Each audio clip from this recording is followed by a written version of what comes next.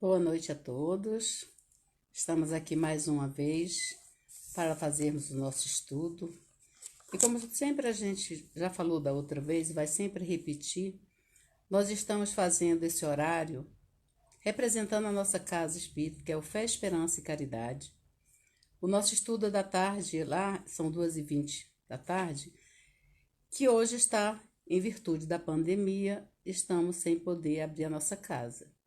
E aí está havendo alguns estudos, não só nesse horário, mas às quintas-feiras também, algumas palestras, representando a nossa casa de uma forma virtual.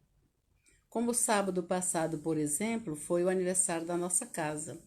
Fez 100 anos. E nós estamos lá há 30 e poucos anos. E já vivenciamos bastante coisas boas ali naquela casa, de amor, que consola, que dá esperança. E aí a gente fica muito feliz de saber que uma casa de amor foi aberta há 100 anos atrás e permanece até hoje com as portas abertas. Então, meus irmãos, nós vamos ler a nossa página inicial e para dar início ao nosso estudo da noite de hoje,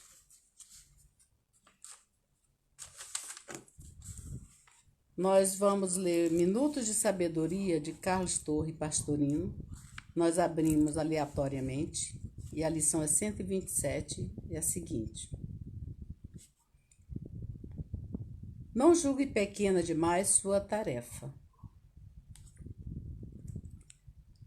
Nenhuma obra de arte pode descurar dos pormenores. Se as minúcias forem perfeitas, é que podemos denominar alguma coisa de obra de arte, de obra-prima, desculpa. Não busque tarefas grandiosas e de evidência. Procure dar conta integralmente do serviço pequenino que lhe foi confiado. Da perfeição com que executar dependerá sua oportunidade para receber uma incumbência maior. Vamos orar? Então, meus irmãos, nesse momento, vamos fazer a nossa oração inicial e que cada um que esteja vendo ou ouvindo nesse momento possa pensar nos seus entes queridos, naqueles irmãos que estão necessitados de um consolo e que nesse instante agora vamos unir nossos pensamentos, lembrando a figura de Jesus e falar para Ele do quanto nós desejamos seguir seu caminho, do quanto, Jesus, nós queremos aprender todos os ensinamentos que tu deixaste para nós há tanto tempo. Ó Mestre, ainda somos seres à procura desse amor maior, mas queremos te buscar com o nosso esforço, com a nossa transformação moral, com o nosso desejo do bem. E pedindo mais uma vez aos mentores da nossa casa, Fé, Esperança e Caridade, os trabalhadores invisíveis que lá estão nesse momento, que possa abençoar a todos nós, a todos aqueles que neste momento, por uma razão qualquer, esteja pedindo essa ajuda celeste, essa ajuda do Pai Maior. Que Ele possa nos envolver, nos abençoar neste momento. Que assim seja. Então vamos dar início então ao nosso estudo. Como a gente já colocou antes, nosso estudo hoje, nosso tema é reforma íntima. Tá. Então, para a gente entender, primeiro, o que é reforma íntima, né? A própria palavra, né, é quase uma redundância. A reforma íntima é melhorar a si mesmo. Mas essa melhora só vai acontecer se eu constatar que eu necessito mudar alguma coisa. Vamos fazer uma analogia bem simples, mas muito comum a todos nós. Com certeza, quase todo mundo que está me ouvindo aí já fez uma reforma na sua casa. E uma reforma estrutural numa casa, ou qualquer outro tipo de reforma, a gente sabe o dia que começa, mas nunca sabe o dia que acaba. Porque se o homem chega para a gente, o trabalhador chega, senhora, acho que eu vou levar um mês aí, 1 mês e meio. Geralmente é 2, 3, né? Então, só para a gente ter ideia. E reforma, a gente sempre adia a reforma. Por quê? Porque dá muito trabalho, faz muita sujeira, é um desconforto. E você vai fazer reforma na sua casa, primeiro você não vai sair de casa, você tem que ficar dentro da sua casa, né? A não ser que você tenha uma outra casa para mudar, mas em geral a gente faz a reforma dentro da casa mesmo. Segundo, essa reforma, primeiro vamos avaliar. Peraí, vou primeiro reformar. Onde que está mais necessária a reforma? Na sala? Na cozinha? No banheiro? No quarto? Na varanda? Enfim. Primeiro a gente faz uma avaliação para ver onde começa essa reforma. E essa reforma vai se dar à medida da necessidade, ou seja, onde eu constatar que ali é mais necessário, aí eu começo essa reforma. Assim é em nós. Primeiro nós temos que reconhecer em nós uma necessidade de mudar, de mudanças. Porque se nós não reconhecemos que precisamos mudar alguma coisa em nós não vamos nos transformar, nós não vamos nos melhorar. Então, a reforma íntima, o primeiro passo é reconhecermos que precisamos mudar. Mudar em quê? A gente, para fazer esse estudo, a gente usou o livro da Hermance Dufour, depois a gente mostra a vocês, Educação dos Sentimentos também. Então, dando continuidade só à nossa, que a gente aqui falou. Então, primeiro a gente tem que reconhecer a mudança, né? Para que a gente possa. Então, eu vou fazer uma análise. Quanta gente já não disse assim pra gente, ou a gente diz assim, eu preciso mudar alguma coisa, gente. Minha vida não tá, eu não estou satisfeita como eu estou vivendo, eu não estou feliz como eu estou vivendo, eu preciso mudar algo. Mas o quê? Aí entra o nosso questionamento. Mudar o quê? Precisamos mudar, mas mudar o quê? Tá. Então, dentro dessa reforma moral, dentro desse conteúdo, ontem, quando eu estava fazendo esse estudo, eu lembrei de uma música da Vanusa, é bem antiga, né, gente? Pouca, não sei se, mas música é uma coisa... então, a música da Vanusa, se alguém lembrar agora comigo, né, eu vou só ler, botei alguns trechos que eu achei perfeito, eu acho que ela foi muito intuída naquele momento que ela fez aquela música. Bom, perdoa que eu também nem sei que ela canta a música e eu não fui buscar saber se é a autoria dela, mas enfim, Vanusa canta essa música. Então, essa música chama Mudanças. E ela tem uns trechos muito interessantes que ela fala assim, hoje eu vou mudar, vasculhar minhas gavetas, jogar fora sentimentos e ressentimentos tolos, fazer limpeza no armário, retirar teias e traças, né? E angústia da minha mente. Parar de sofrer por coisas tão pequeninas. E ela vai continuando. Hoje eu vou mudar, gritar para dizer que nem tenho tempo para a vida e para a vida me libertar. Então, vejamos o que ela fala. Vamos falar as palavras, os versos aqui do poeta. Fazer mudanças, para a gente fazer uma mudança, para a gente fazer uma faxina na nossa casa, primeiro a gente revira tudo, né? Bagunça mais do que arruma, para depois tudo entrar em harmonia. A mudança interior também requer de nós mexer. A nossa mente, nosso psiquismo, é como um lago. Alguém já disse, eu vi uma palestra, não sei dizer agora de quem falou isso. Não sei se foi Haroldo Dutra, mas enfim, mas eu ouvi e vou só repetir, reproduzir o que eu escutei.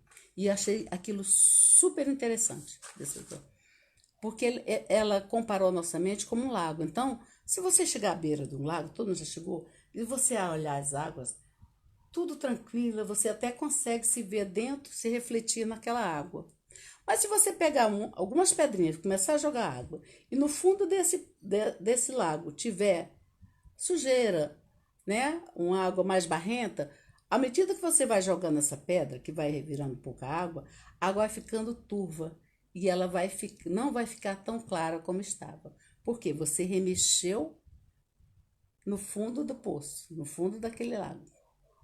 A nossa, a nossa, a nossa mente é mais ou menos assim. É preciso que a gente remexa, que a gente busque para ver o que eu tenho que mudar e por que eu tenho que mudar. Bom, o porquê a gente diz. Ou melhor, quem diz é Kardec. Nós nascemos para progredir sempre. A lei de progresso é para todos. O planeta, o orbe, está sempre em reforma. Ele está sempre mudando. Lógico que algumas mudanças são tão sutis que não percebemos. Mas nós também. Se a gente analisar, se fizéssemos uma análise, vamos colocar assim, de 10 anos, a cada década da nossa existência, né? Falando da nossa existência, a gente fosse ver o que a gente fez, fosse anotando alguns itens que a gente fez há 10 anos atrás, algumas coisas mais significativas. Aí hoje a gente fosse ler aquilo, a gente ia ver assim, nossa, quanta bobagem. Hoje estaríamos pensando completamente diferente. Por quê? Porque houve uma mudança mental em mim, houve um crescimento, houve um conhecimento maior que é da lei. Nós não estamos aqui, meus irmãos, nem para sofrer, nem simplesmente para se deliciar num parque de diversão. O planeta Terra, aqui, o homem que nós vivemos, a gente vai sempre repetir isso porque aqui é uma escola, um hospital, onde a gente vem curar nossas doenças, nossos males, onde a gente vem aprender aquilo, lições que já eram para ter sido aprendidas há muito tempo. E então, quando a gente não aprende a lição, a gente tem que retornar. Mas na nossa reforma hoje que a gente quer falar, uma coisa importantíssima nós temos que dizer. A nossa reforma, ela tem que ser consciente, gradativa e sem nos torturar. Porque a gente escuta muito, pessoa quando entra na doutrina, dizer assim, nossa, por que eu não conhecia a doutrina antes? Ai, meu Deus. Ou a gente escuta outras pessoas dizer assim. Tem 2 pessoas conhecidas que falam isso para mim. Mary, eu já fui no Fé várias vezes, já ouvi várias palestras, já li alguns livros, mas doutrina espírita não dá para mim, não. Porque, palavra da pessoa, exige umas coisas que eu não faço. Quer dizer, primeiro que doutrina não exige nada de nós. Mas ela conscientiza a gente daquilo que a gente deve fazer. É diferente. E segundo, porque ela vem mostrar para nós uma verdade que não é nossa, uma verdade que já foi dita há tantos anos e da qual nós estamos querendo vendar os olhos e não querer ver, que é a moral do Cristo. O Evangelho de Jesus é a bússola pela qual nós temos que nos guiar. E se aqui chegamos e recebemos um mapa, um roteiro, um direcionamento para seguirmos um determinado caminho, por que nós buscamos atalho? Porque nós saímos desse caminho. Ao sair desse caminho, que é o convite de Jesus, a gente vai trazer para nós sofrimentos. Porque nós só sofremos porque nos afastamos das leis de Deus. Então, se nesse momento, por alguma razão, está sofrendo, busque se conhecer, busque compreender o que está acontecendo para que você não sofra. Porque Jesus não quer que a gente sofra. A nossa reforma, a nossa transformação moral não é causa de sofrimento. Primeiro, para a gente transformar, nos transformarmos, reconhecer em nós nossas mazelas, que a gente vai citar uma listinha de que a gente ainda tem muito, a gente primeiro tem que se autoaceitar. A autoaceitação é o primeiro passo. Por quê, Mary? Primeiro, eu tenho que reconhecer que eu tenho em mim virtudes e muitas imperfeições. A partir daí, então eu vou começar a me guiar por isso. Então, eu aceito que eu ainda não consegui. Então, vamos colocar assim, vou colocar dentro da doutrina, que é uma vivência que a gente tem muito e a gente ouve muito.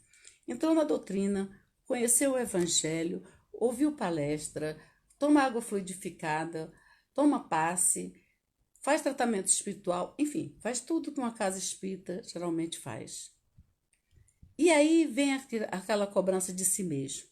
Nossa, mas eu ainda não consigo fazer isso que eu estou ouvindo falar. Você ainda não consegue hoje, porque não é assim. A natureza não dá saltos. Aceite-se, comece a trilhar esse caminho do bem, e aí você vai vendo que hoje a gente tropeça. Pô, eu errei aí. Eu já sabia que aqui não era bom, mas eu fiz. Se perdoe. O auto-perdão é necessário. Se reconheça que você está num processo de crescimento e todo o processo demora. Então, se eu me proponho a me melhorar espiritualmente, apenas pelo fato de eu estar nessa proposta, não quer dizer que eu não estou errando, que eu não vou mais errar. Kardec nos diz: reconhece-se o verdadeiro espírita pela sua transformação moral e os esforços que faz para domar suas más tendências. Ponto. Então, é um esforço que nós vamos fazer. A gente fez uma listinha aqui. Vamos fazer assim.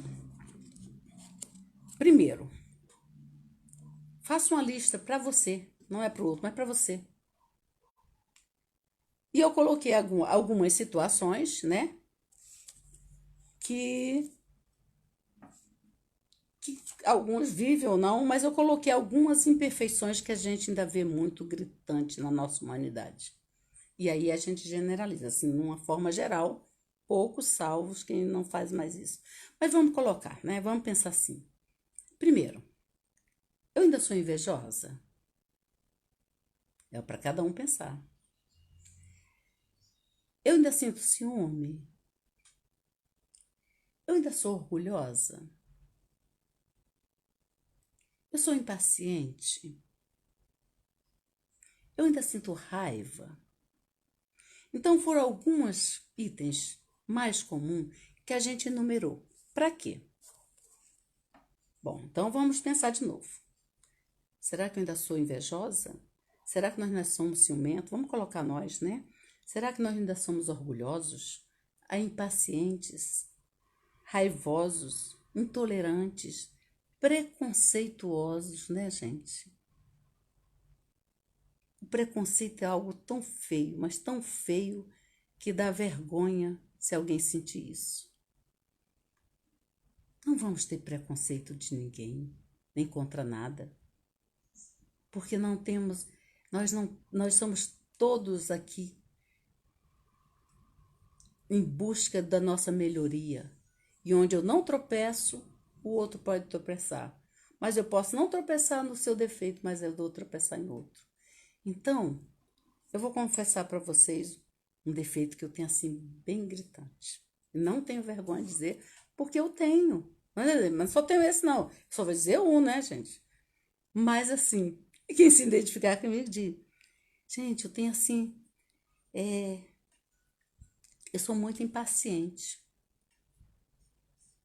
Eu tenho paciência assim com algumas coisas, pessoa doente, velhinha, mas eu sou impaciente com algumas coisas simples, pequenas, que eu perco a paciência. Ou seja, André Luiz diz que quem perde a paciência nunca conquistou. Então, eu fico impaciente.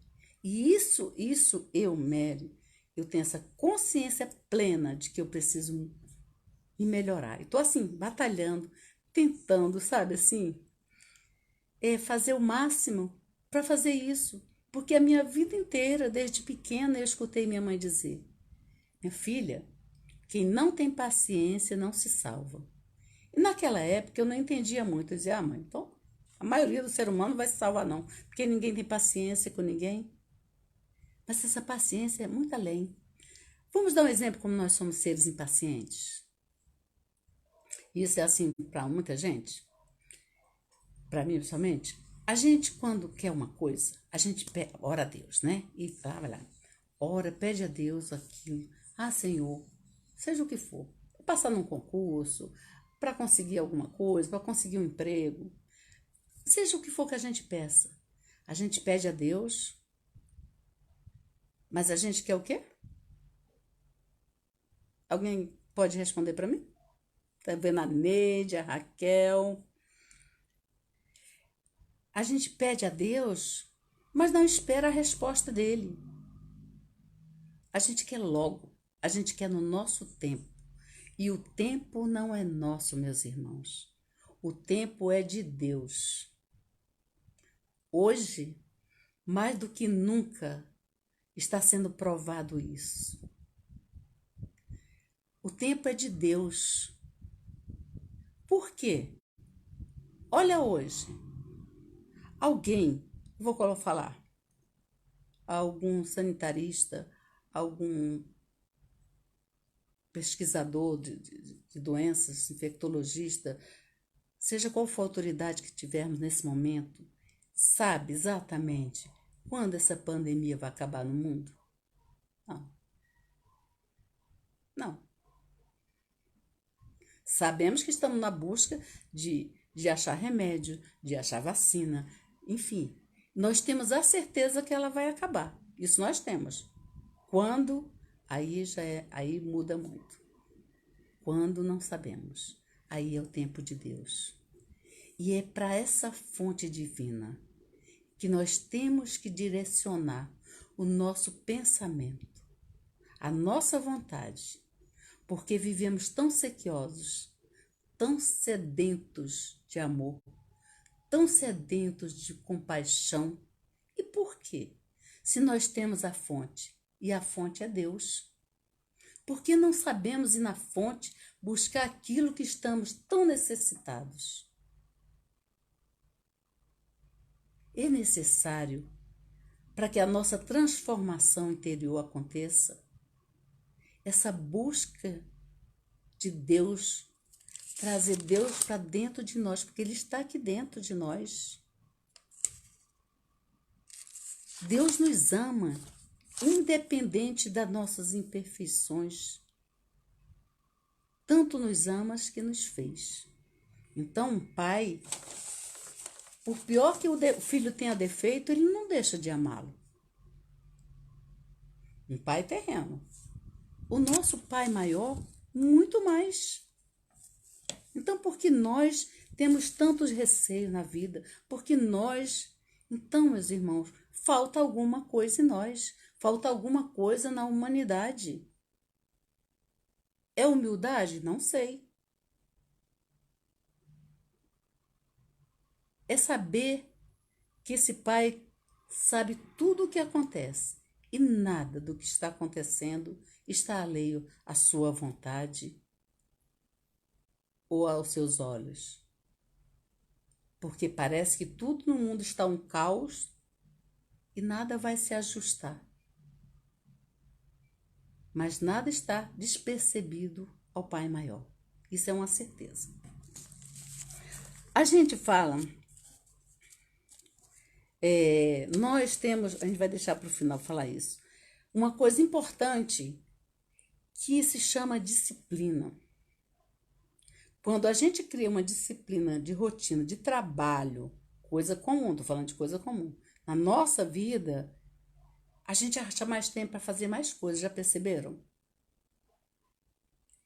Então, quando Emmanuel aparece para o Chico, nas margens de um açude, Emmanuel apresenta para o Chico e fala para o Chico que ele tem uma missão para fazer um trabalho. O Chico pergunta para ele, aí ele pergunta, você aceita, Chico? O diálogo é exatamente esse. E Chico diz, aceito, mas eu vou dar conta? É mais ou menos a pergunta que Chico faz. E Emmanuel responde para ele, vai dar conta, Chico, mas você precisa fazer 3 coisas. E as pessoas já respondem, né? Todo mundo, se eu pedisse para responder agora, ia dizer o quê? Ia falar disciplina, disciplina e disciplina. Tá, ele também falou isso, mas não é exatamente isso. Ele disse, primeiro, estudar muito. Isso é Emmanuel falando para Chico Xavier. Segundo, trabalhar, muito trabalho. Não precisa dizer que Chico deixou mais de 400 livros escritos, as mensagens incontáveis, as psicografias incontáveis e as psicofonias. 60 anos, uma casa abrindo todos os dias de trabalho de um homem. E aí o terceiro ele diz, esforçar-se no bem. Aí o Chico diz, tá bom. Mas para isso, aí Emmanuel continua. Mas para isso, Chico, é preciso 3 coisas. Então, olha, disciplina no trabalho, disciplina no estudar e disciplina no esforço do bem. Então, não é simplesmente disciplina, disciplina, disciplina. E nós precisamos ter essa disciplina. Disciplina de vida. Organizar a nossa vida. Já viu como as coisas dentro de casa, quando está assim, bastante confusas, a gente não se acha, a gente diz assim, por onde eu começo? Porque a gente chega, deixa um ponto que a gente fala, por onde eu começo? Então, e quando a gente tem essa disciplina, a gente faz tudo aquilo que é para ser feito e a gente fala assim, nossa, ainda sobrou tempo. Então, a gente vai pegar aqui Hermance, tá? Aqui, gente, eu gosto de mostrar os livros, tá? Reforma Íntima Sem Martírio, de Hermance Dufour. Hermance Dufour, ela é muito boa, porque assim, ela puxa a orelha da gente, mas ela mostra o lado bom das coisas. Então, nós pegamos o capítulo 2, que fala da ética da transformação. E aqui no capítulo, todos os capítulos desse livro, ela vai falar uma citação do Evangelho. Depois que alguém queira, pega no Evangelho segundo o Espiritismo, capítulo 17, item 4, e vai lá. Reconhece-se o verdadeiro Espírito pela sua transformação moral. Esse é o subtítulo lá do Evangelho. Mas ela diz assim, então vamos ler aqui. Olha que esse é Hermance falando para nós, tá? Não sou eu, não. Então, a Janaína, que eu não sei quem é. Boa noite, tá? O hábito de atender, isso é para nós que ela está falando, tá, gente? O hábito de atender incondicionalmente às imposições dos desejos e aspirações pessoais levou-nos à cruel escravização, da qual não será exigido, da qual muito será exigido nos esforços reeducativos para nos libertarmos do império do eu. O eu ainda fala muito gritante, o nosso ego. É preciso sair desse império, é preciso sair de si mesma. Eu só enxergo a dor do outro quando eu saio de mim mesma e consigo ver que o outro está necessitando de ajuda. Vamos lá, vamos continuar mais um pouco com a Hermance. Ela diz assim, extenso será esse caminho reeducativo na vitória sobre a nossa personalidade manhosa e talhada pelo egoísmo. Viram que ela não dá assim muito, né? Não passa muita mão na nossa cabeça, não, né? Então, ela diz que nós somos ainda uma personalidade ainda manhosa, cheia de manha, cheia de melindre, cheia de. A gente ainda é muito cheio de nhenhenhen, né, gente? É preciso deixar essas coisinhas de lado.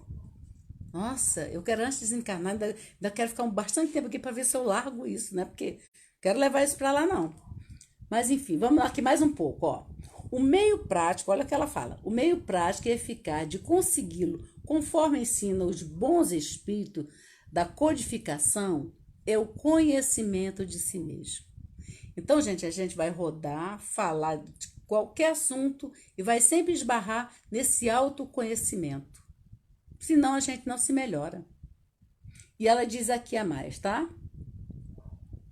Entretanto, para levar o homem ao aprimoramento e o autodescobrimento, exige uma nova ética nas relações consigo e com a vida. É a ética da transformação, sem a qual a incursão no mundo íntimo pode estacionar em mera atitude de devassar a subconsciência sem propósito de mudança para melhor. Então a gente vai usar aquela máscara. Vamos colocar assim, tem gente assim, tem gente que usa uma máscara. Mas às vezes isso não é uma máscara que a pessoa ficou, eu vou fingir que eu sou. Não, é inconsciente dela mesmo. O que ela está dizendo aqui para nós, que essa transformação ela tem que ser real, ela tem que ser legítima. Não é uma transformação para eu mostrar para o outro que eu mudei, que eu sou diferente. Estamos todos numa caminhada, numa busca incessante de bem, porque é da lei de Deus querer esse bem maior. Mas a gente ainda se perde muito nesse torvelinho do mundo e nesses convites que são feitos veladamente na nossa sociedade. E a gente se deixa levar, e aí deixa de entrar nesse caminho e de seguir aquilo, de cumprir essa missão que a gente aqui veio fazer. Porque cada um de nós que aqui está, meus irmãos, não tenham dúvida, digo com convicção, todos nós, todo ser humano, o menor que você possa pensar, ele traz consigo uma missão. Agora, será que a gente está sabendo fazer, está sabendo levar essa vida com a proposta que a gente veio, que o véu cobriu, mas que exige de nós, dentro da nossa consciência, essa exigência de melhorar? Eu vi outro dia, pequenininho, um vídeo, e eu não sei dizer para vocês se foi no YouTube, mas se alguém quiser pesquisar, Gugu, em 85, quando o Chico fez 85 anos, Gugu foi lá em Uberaba entrevistar Chico. Eu não vi toda a entrevista, eu só vi um trecho pequeno, mas eu achei muito, muito significativo o que ele falou. Então, ele falando para o Chico, perguntando, né, daqueles 60 anos de mandato mediúnico, de trabalho no bem, tal, o que é que o Chico, né, esperava, ou mais ou menos assim, eu não lembro agora as palavras que ele diz. Eu só lembro que a resposta do Chico. Ele falou, meu irmão, aquele jeito doce de falar. Eu aqui vim para dar um recado. Já dei o meu recado. Agora eu posso voltar a qualquer hora. E que recado, né? E nós, será que a gente está dando o nosso recado como deveríamos? Será que nós estamos cumprindo a nossa missão? Nossa, mas missão, gente, missão. A gente sempre, quando fala de missão, a gente já pensa assim, Chico Xavier, Divaldo Franco, Gandhi, Mandela e tantos outros. Não, tá cheio de missionários anônimos no mundo e às vezes bem perto de nós, cumprindo uma missão tão simples que passa despercebida e as pessoas nem se dão conta às vezes. A gente lembrou aqui agora, que a gente vai falando, né? Quem já leu o Nosso Lar vai saber lá, já vai saber das falas do livro, né? Deixa eu ver se eu tô com o Nosso Lar aqui perto. Ai, meu Deus. tô não. Não, tá aqui não, tá? Mas quem já leu o Nosso Lar vai saber que quando André Luiz está se recuperando, que ele já está tendo um diálogo, que ele já vai começar os primeiros trabalhos na vida espiritual. Então ele pede para visitar a sua mãe, para ver a sua mãe. E aí vamos colocar aqui. A mãe de André Luiz estava nessa época, em 1940 e poucos, numa esfera tão superior ao Nosso Lar, que André Luiz, para ir lá, ele teve que ir em sonho. Ele foi levado pelos mentores em sonho. E aí vamos voltar aqui à Terra. Enquanto aqui encarnado na Terra, André Luiz foi um sanitarista, um médico famoso, que trabalhou muito, e aos olhos dos homens, uma pessoa muito digna. E tem suas virtudes. Mas mesmo assim ficou 8 anos no umbral, né? Vamos botar aí um entre parênteses. O seu pai, aqui encarnado, enquanto encarnado, tinha 2 amantes. Naquela época, né? Como há algum tempo, em alguns lugares ainda do nosso país, do nosso Brasil, ainda é considerado normal, o homem pode ter tantas mulheres, enfim. Então vamos colocar esses 3 personagens. A mãe de André Luiz era dona de casa. Vivia pro lar, cuidando do marido, do filho. E quando desencarna, vai para as esferas superiores. André Luiz vai para o umbral, fica 8 anos. Seu pai já tinha desencarnado antes dele. Mas o pai dele estava numa região mais baixa que o umbral. E aquilo estava perturbando André Luiz, porque ele queria ajudar o pai. Aí, quando ele tem um encontro com a mãe, que ele começa a conversar, ele fala, porque ele tinha amor pelo pai. O pai foi um bom pai. Bom marido, não sei, né? Mas bom pai. E aí, ele diz, mãe, precisamos ajudar meu pai. Ele não consegue, ele está lá naquele lugar horrível com aquelas 2 mulheres, que eram suas amantes, que ele levou esses espíritos para esse caminho. Então, ele tinha que estar lá. E aí, ela diz, meu filho, fique tranquilo, que já está tudo planejado, já está tudo certo. Eu vou reencarnar e vou novamente casar com seu pai. Corajosa, não, gente? Não está todo mundo aí achando? Aí André Luiz fala, e elas? Bom, elas, as amantes do seu pai, vão ser nossas filhas. Olha a lei de Deus aí trabalhando em nós, gente. Quem leu o Nosso Lar, quem não leu, procura lá que vai achar, tá? Então, olha a lei de Deus trabalhando em nós. Olha a oportunidade. Ela vem, aquela pessoa, ele desvirtuou, a gente deduz, né? Porque não tem essa particularidade, mas a gente deduz que ele, como um homem rico e poderoso, induziu essas meninas, essas moças, a essa vida.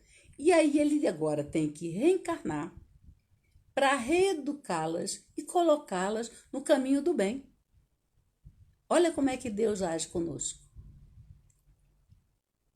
né? Então, para a gente ver a importância de transformar, de nos melhorar enquanto aqui estamos. Não precisamos ter medo de umbral, gente. Umbral é uma região, ó, aqui, onde se encontram pessoas que pensam e vibram da mesma forma.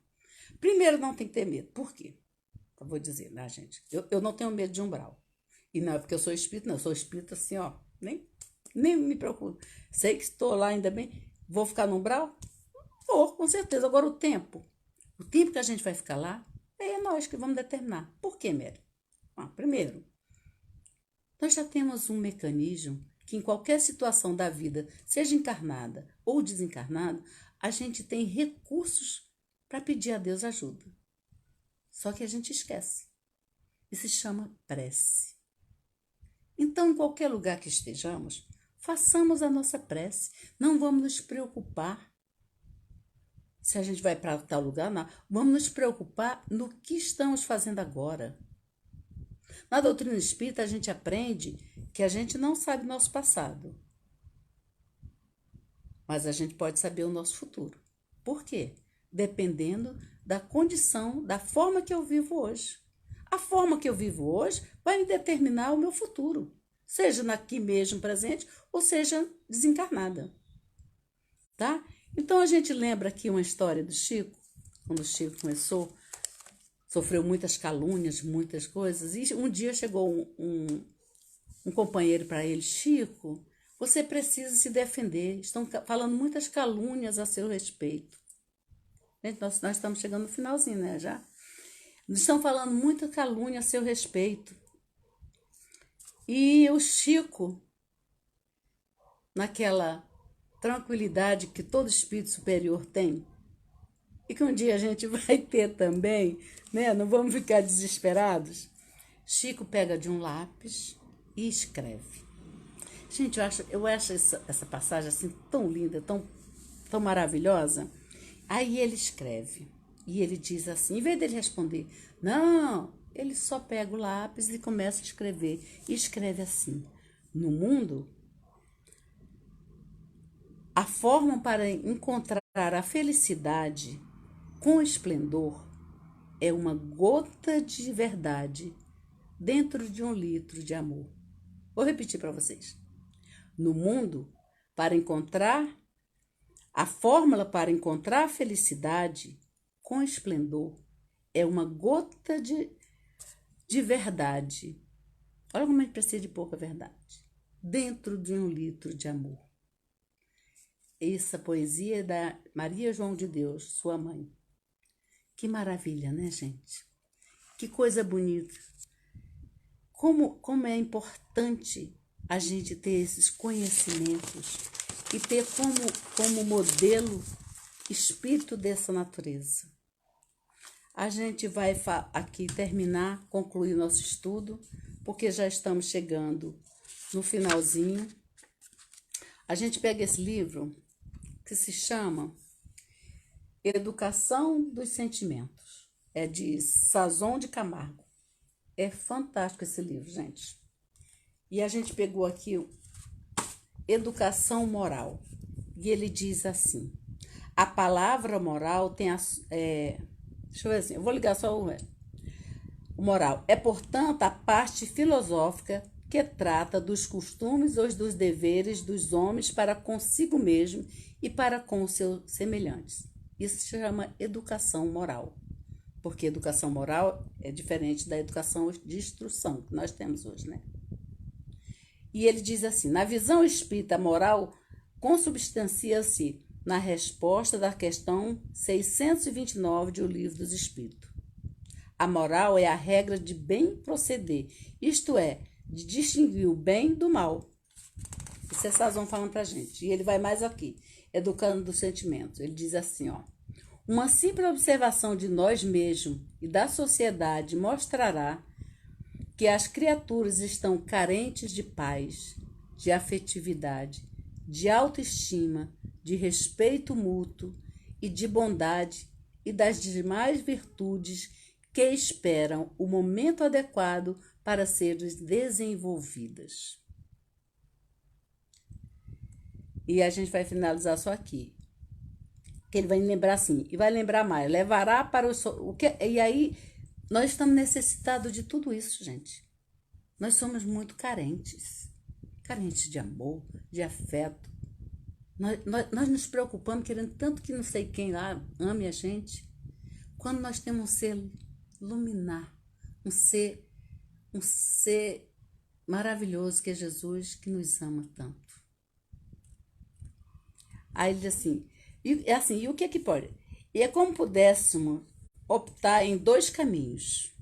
Então, na vida, nós temos sempre duas opções, o bem e o mal. E aí é questão de escolha, né? Então, nós temos dois caminhos. Ele diz assim pra gente: um deles nos levará para o sofrimento e o outro para a plenitude interior. Ambos são regidos por leis específicas e antagônicas. As leis que regem a estrada do sofrimento são aquelas que estimulam. Vamos ver o que é que leva o nosso sofrimento, gente. E aí vamos colocar, ó. O que é que leva o nosso sofrimento? Ressentimento, vingança, orgulho, egoísmo, violência. toda essa gama de comportamento leva ao sofrimento. No entanto, as leis que regem o caminho da felicidade do homem estimulam o quê?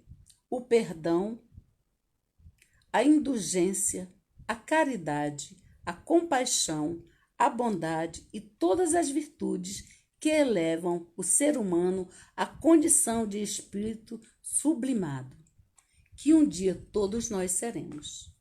Então, com essas palavras, com esse livro, nós vamos encerrar o nosso estudo da noite de hoje.